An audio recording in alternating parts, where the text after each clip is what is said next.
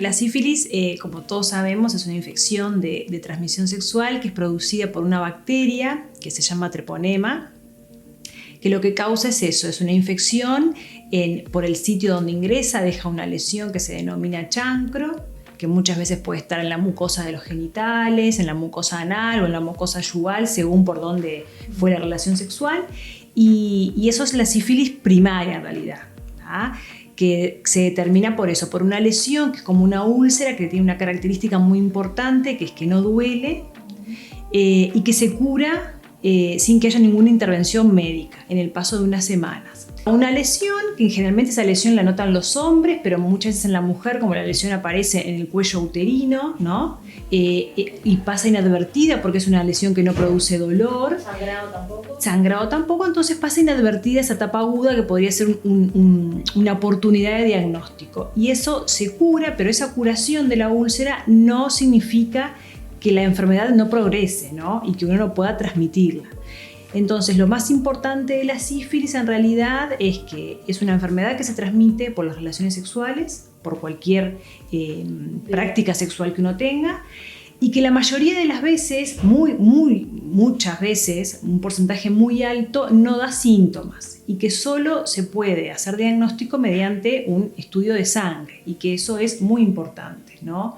Porque al ser una enfermedad que no da síntomas, va a determinar que las personas en sus relaciones sexuales no se cuiden, ¿no? Porque piensan que no tienen ninguna enfermedad, y bueno, y eso lleva a la transmisión de esta enfermedad. Clínicamente, la sífilis se divide en 3 etapas, ¿tá? Que es la etapa primaria, que dijimos que es esa etapa con un chancro, con la lesión esa primaria que se denomina chancro, que no duele, que si ahí no hay ninguna intervención médica, esa lesión se cura, pero la enfermedad progresa y la persona puede estar mucho tiempo, años, décadas, asintomática, ¿tá? Y sin que presente ningún síntoma. Muchos pacientes pueden presentar síntomas que aparecen 8 semanas después de la lesión esa primaria denominada chancro, y que se denomina sífilis secundaria, que son lesiones en la piel como que fuera una alergia, un rash cutáneo que clásicamente también afecta tronco, miembros superiores, miembros inferiores y las palmas y las plantas de las manos.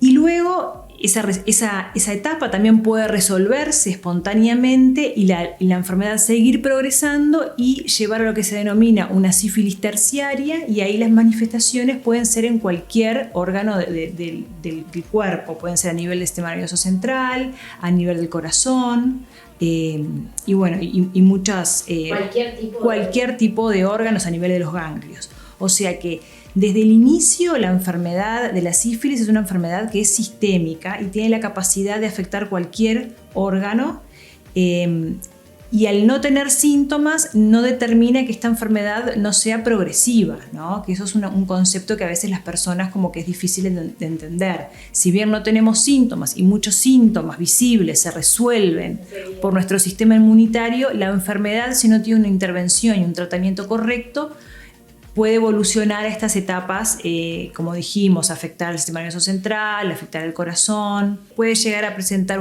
los pacientes pueden llegar a presentar meningitis por sífilis, lo que se denomina neurolubes, que tiene un espectro muy amplio de manifestaciones a nivel del sistema nervioso central, como la meningitis, como encefalitis, con síntomas intrincados psiquiátricos, alteraciones de conducta, alteraciones en la marcha, alteraciones a nivel cardiovascular, ¿tá? Puede dar muchas complicaciones. Y muchos años después. Generalmente estas manifestaciones a nivel del sistema nervioso central y a nivel cardiovascular se dan 30 años después de tener una sífilis primaria que no fue tratada, ¿no? Eso es importante, que todo esto es cuando los pacientes no reciben un tratamiento adecuado. Por ejemplo, las personas que se realizan el carnet de salud, el estudio para sífilis está incluido en los exámenes que se hacen en el carnet de salud. También cuando vamos a donar sangre, esa sangre se testea para sífilis. Las embarazadas, que es un grupo muy importante porque en realidad la sífilis en la embarazada es un indicador de calidad, de salud de un país. Entonces las embarazadas se testean en todos los trimestres, al igual que sus parejas para sífilis. y además de ser un indicador, la sífilis en la embarazada, la sífilis cognatal, o sea, los niños que nacen con sífilis también, o sea, pueden tener complicaciones a futuro. Entonces, en realidad sí se hace el testeo que está pautado en esas determinadas situaciones, en el carnet de salud, cuando uno va a donar sangre o cuando está cursando un embarazo.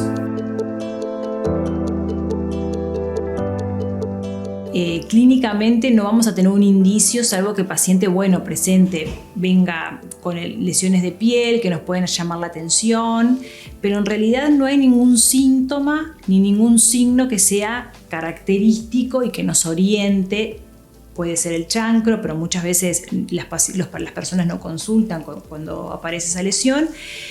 O sea que no tenemos que esperar los profesionales de la salud sospechar o tener algún síntoma para incluir este estudio en las rutinas, sino tendría que ser un estudio que sea rutinario en las personas que vienen a hacerse un chequeo, en las personas que mantienen relaciones sexuales, sea con una pareja estable o sea con varias parejas. En realidad tendríamos que chequearlos y tendríamos que incluir el estudio de sífilis como el de otras ITS, VIH, hepatitis B, hepatitis C, en ese chequeo que se hace anualmente. Si bien todas las personas que tienen relaciones sexuales tienen el riesgo de adquirir una infección de transmisión sexual, hay grupos que presentan más riesgo que otros, ¿no? Por ejemplo, la sífilis no va de la mano con el nivel socioeconómico de las personas ni el nivel de higiene. Eso no son factores de riesgo para la adquisición de sífilis. Un factor de riesgo es tener relaciones sexuales sin preservativo con una pareja que no sea estable, ¿no? Pero no quiere decir que las personas que tengan parejas estables estén exentas de adquirir la sífilis. Obviamente las personas que tengan más parejas sexuales van a tener más riesgo de adquirir la sífilis como otras enfermedades de transmisión sexual. Entonces en realidad lo que nosotros promovemos a las personas, independientemente del número de parejas sexuales que tengan, es eso, tener controles, testearse para las infecciones de transmisión sexual, utilizar los métodos de barrera y los elementos que nosotros podemos brindarle a las personas preventivas, ¿no? Porque todas las infecciones de transmisión sexual tienen diferentes componentes que podemos brindarles nosotros a las personas para prevenir estas infecciones.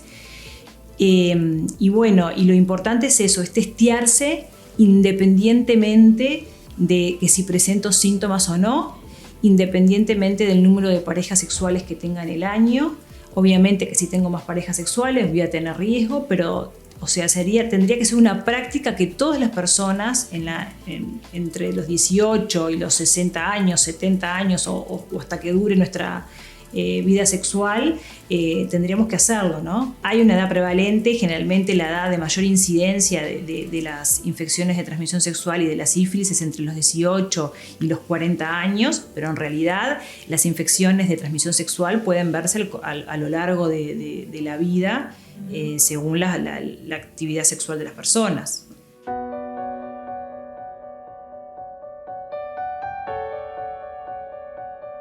Tanto los ginecólogos como los infectólogos, que somos los que más vemos, ¿no? las infecciones de transmisión sexual, tenemos la percepción de que hay un aumento respecto a años anteriores de los casos que vemos de sífilis.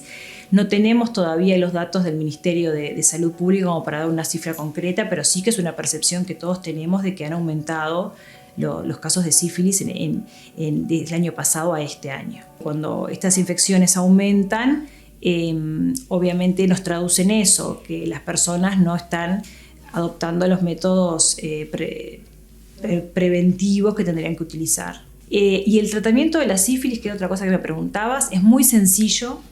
Se utiliza la misma droga desde el inicio de esta enfermedad, que es una enfermedad que acompaña a la humanidad desde hace muchísimo tiempo en realidad, y es la penicilina benzatínica. La misma que usamos para la faringitis, pero a una dosis mayor.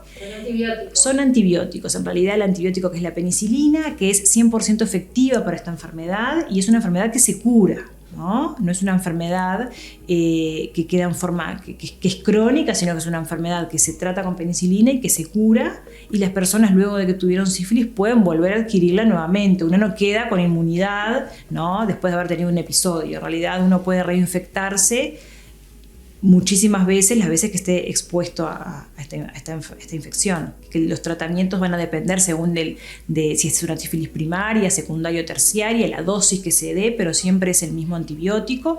A veces va a cambiar la vía, puede ser intravenosa, pero la mayoría de las veces con administrar la penicilina intramuscular en una dosis o en 3 dosis separadas una vez por semana, es un tratamiento que es efectivo, que es bien tolerado, que no tiene contraindicaciones la mayoría de las veces, salvo que la persona sea alérgica, y que está al alcance de todos, ¿no? Porque la penicilina es un antibiótico, es un tratamiento que es seguro, eficaz y barato, ¿no? Entonces es una medida que tenemos que, o sea, que todas las instituciones, todos los prestadores tienen la posibilidad del tratamiento, ¿no?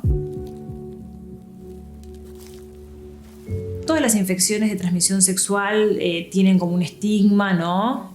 Porque uno los asocia a determinadas prácticas, ¿no? Y a determinados grupos de riesgo, pero en realidad, si bien, como decíamos, hay grupos y personas y colectivos que pueden tener más riesgo de tener determinadas infecciones de transmisión sexual, todas las personas que tenemos relaciones sexuales tenemos un riesgo que va a ser diferente, pero todas estamos en ese riesgo. Entonces, en realidad, lo más importante es no tener miedo, ir al médico, si el médico no solicita el estudio, decirlo que nos queremos hacer una prueba de sífilis, una prueba de VIH, porque en realidad lo mejor que nos puede pasar es tener el diagnóstico y empezar un tratamiento, sobre todo en la sífilis, que es una enfermedad que es aguda, que se trata y que se cura y que se puede curar sin dejar secuelas, ¿no? Salvo que estemos como dijimos, en una sífilis terciaria, donde muchas veces pueden haber secuelas. Enfatizar en eso, en lo importante que es que las personas se testeen, independientemente de la percepción que uno tenga del riesgo, porque muchas veces las personas no se perciben como que pueden estar en situaciones de riesgo,